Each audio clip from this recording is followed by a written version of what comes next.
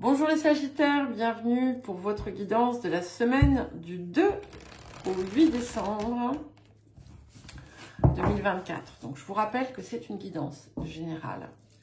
Ne prenez que ce qui résonne avec votre situation. Ce ne sont pas des prédictions ou des prévisions, ce sont des énergies de guidance. Et tout va dépendre effectivement de ce que vous mettez en œuvre pour vous-même. Pensez à consulter également les guidances mensuelles, les guidances lunaires,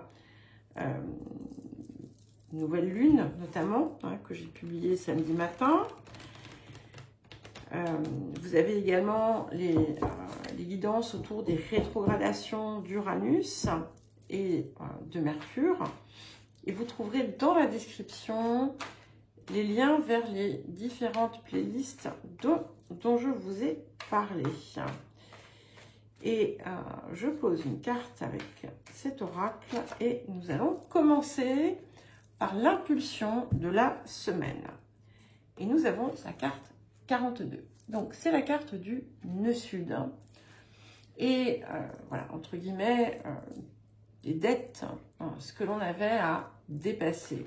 Et quand on arrive, quand on prend cette carte, c'est qu'effectivement, on est arrivé à ce stade et qu'on a passé un cap. On a franchi quelque chose qui est important et ça va nous permettre de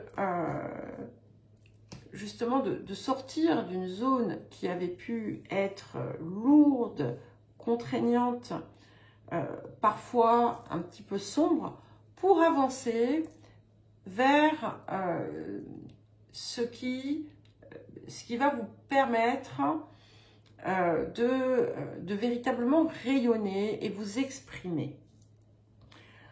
Avec cette carte, on sort effectivement des vieux schémas rebattus, des relations répétées, similaires, etc., pour véritablement aller vers des personnes et des situations qui seront davantage en résonance avec qui vous êtes et votre essence, et ce que vous désirez finalement accomplir. Alors, le point de guérison, de libération, de travail de cette période. Et nous avons la carte de la malice. Alors, j'aime beaucoup cette carte parce que il y a de la fraîcheur qui vient ici. C'est comme si vous alliez vous réconcilier avec l'enfant que vous avez été, que vous allez remettre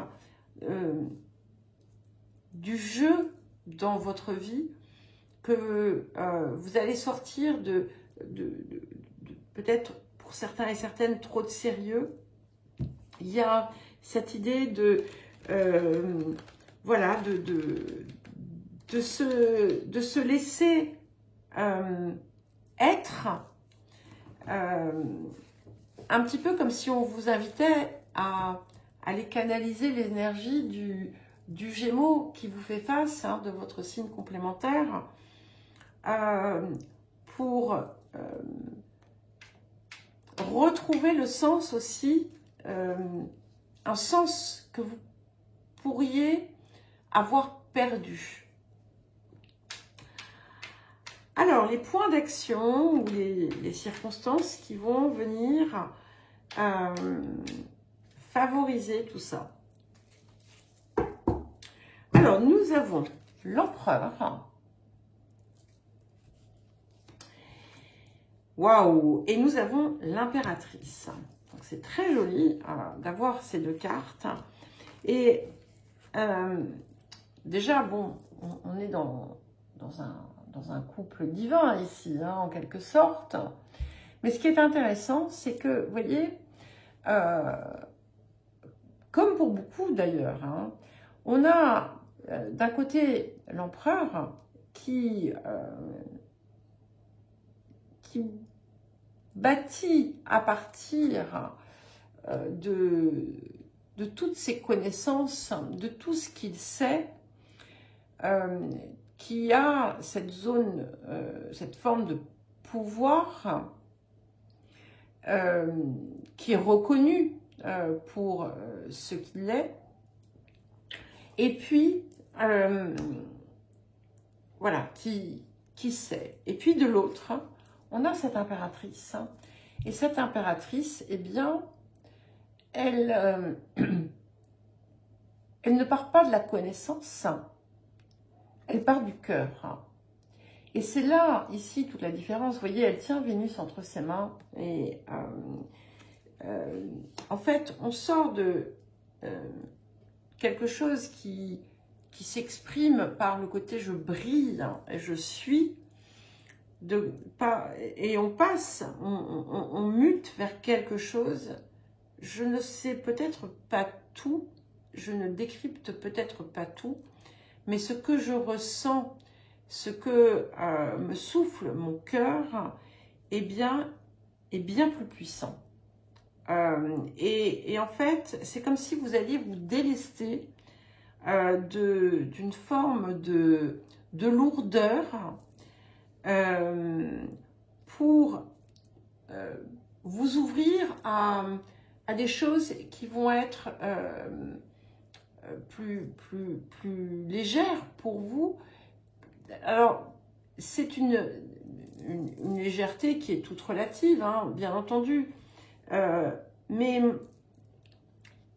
ici, il y a un mouvement où peut-être que vous vous êtes rendu compte ces derniers temps que ce que vous faisiez, ou la façon dont vous le faisiez,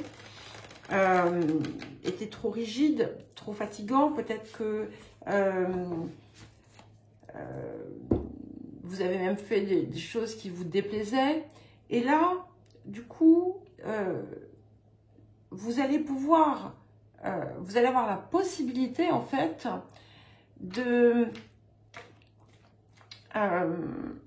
d'aller vers quelque chose qui va davantage vous parler. Alors, en tout cas, c'est ce qu'on vous invite à aller chercher, parce que vous en avez besoin. Hein.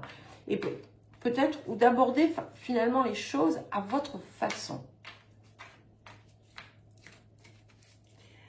Alors, qu'est-ce que nous avons autour de l'abondance pour les Sagittaires? Ok, voilà. Eh bien, nous avons Dieu est votre source. Donc, Dieu est votre source. Hein. Dieu, c'est votre part divine. D'accord? Donc, ici, déjà, ce qu'on a, c'est qu'on a l'équilibre des polarités, puisque les deux sont sortis. D'accord? Mais au-delà de ça, c'est effectivement, on a bien cette confirmation qu'il est important pour vous d'aller véritablement chercher ce qui vous inspire, hein, de vous laisser guider par le contact avec votre part supérieure, parce que c'est là toute la clé, c'est là que résident en fait les clés entre guillemets, de votre bonheur, mais aussi de votre progression, de votre évolution. Et en fait, ce que c'est en train de me dire, c'est que d'une certaine façon, c'est bien plus facile que ce que... Enfin,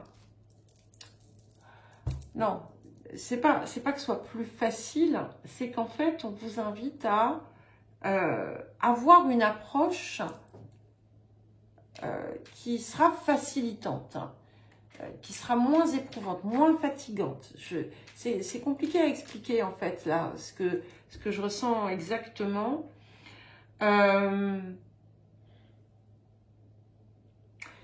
C'est un petit peu comme si vous vous étiez compliqué la tâche, voilà, jusqu'à présent. Alors, quel message complémentaire du vieil indien pour vous les Sagittaires? Alors, les Occidentaux disent qu'il y a un temps pour chaque chose. À cela, j'ajoute qu'il y a aussi un moment pour savoir prendre du temps pour chacune de ces choses. Rien ne peut se faire sans que l'on y participe. Eh bien, écoutez les Sagittaires, je vous souhaite une belle semaine. Je vous embrasse et je vous dis à très vite.